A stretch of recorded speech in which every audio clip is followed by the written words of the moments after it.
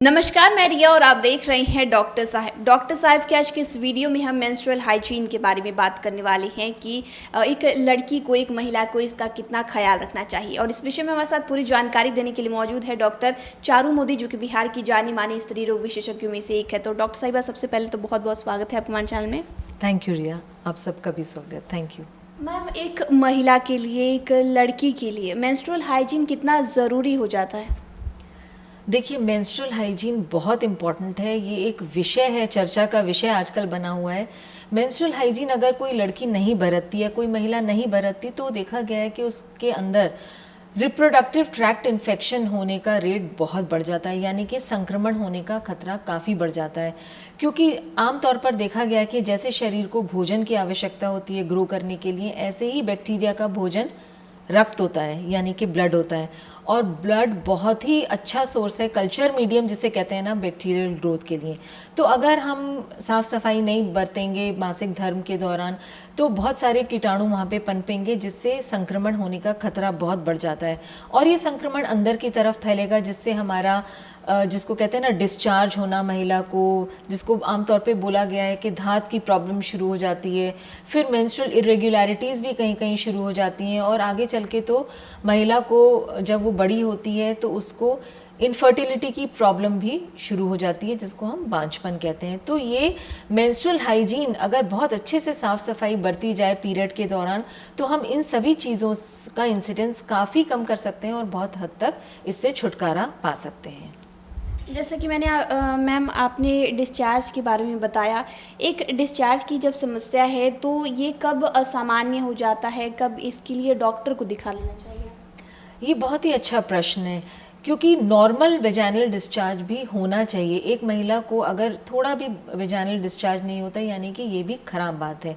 तो normal healthy vaginal discharge भी रहना चाहिए। लेकिन आपने जैसे पूछा कि कब पता करें कि ये नॉर्मल से एबनॉर्मल टर्न हो गया, तो नॉर्मल वेजाइनल डिस्चार्ज जो है वो एक थिन होता है, यानी कि पतला डिस्चार्ज होता है, जो कि आमतौर पर कलरलेस होता है, उसका कोई रंग नहीं होता, उसमें कोई गंदी स्मेल नहीं होती, जिसको हम कहते हैं ना गंदी महक नहीं होती है, और वो चिपचिपा भी नहीं होता, ना वो खुजली प्रोड्यूस करता है प्राइवेट पार्ट्स में, ना ही और किसी तरह की कोई परेशानी या यूरिनरी ट्रैक्ट इन्फेक्शन जिसको कहते हैं ना मूत्र से संबंधित विकार, वो भी नहीं होते हैं। लेकिन अगर यही वेजाइनल डिस्चार्ज एबनॉर्मल बन जाए तो बहुत गाढ़ा हो सकता है, सफ़ेद जिसको कहते हैं दही की तरह डिस्चार्ज निकल सकता है योनि मार्ग से, या कभी कभी वो लाल रंग का हो सकता है, ब्राउन रंग का हो सकता है, उसके अंदर एक गंदी स्मेल हो सकती है। दूर से ही पता चले कि एक महिला रूम में बैठी है तो एक अजीब सी स्मेल आती है, और पास जाने से तो लोग उनके पास भी नहीं बैठ पाते हैं, इतनी गंदी स्मेल होती है।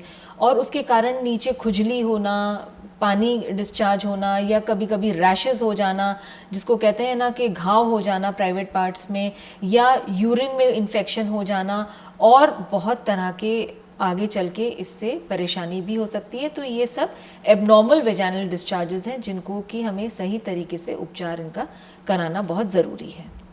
मैम, अगर देखिए तो मार्केट में बहुत सारे लिक्विड आते हैं जिसे प्राइवेट पार्ट साफ़ करने के लिए कहा जाता है कि आप इसे साफ़ करेंगी तो मतलब हाइजीन मेंटेन रहेगा। तो मार्केट वाले जो प्रोडक्ट्स हैं वो सही है इस्तेमाल करना?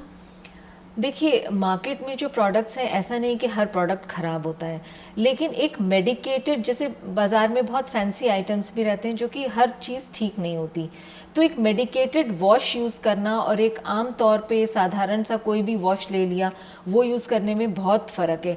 पहली बात तो जो वेजाइनल वॉशेज़ हैं वो बार बार नहीं यूज़ करने चाहिए।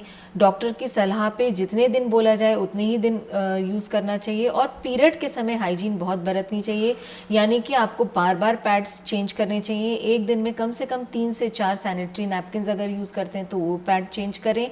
मासिक धर्म के समय अच्छे से नहाएं।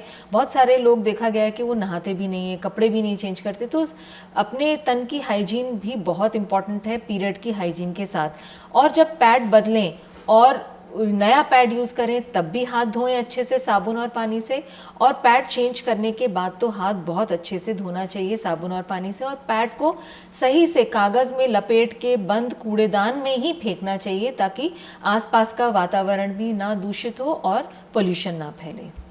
तो शुक्रिया डॉक्टर साहिबा, जो आपने जानकारी दी है, इतनी सारी जानकारी हमारे साथ मेंस्ट्रुअल हाइजीन के बारे में साझा की, उसके लिए बहुत बहुत शुक्रिया।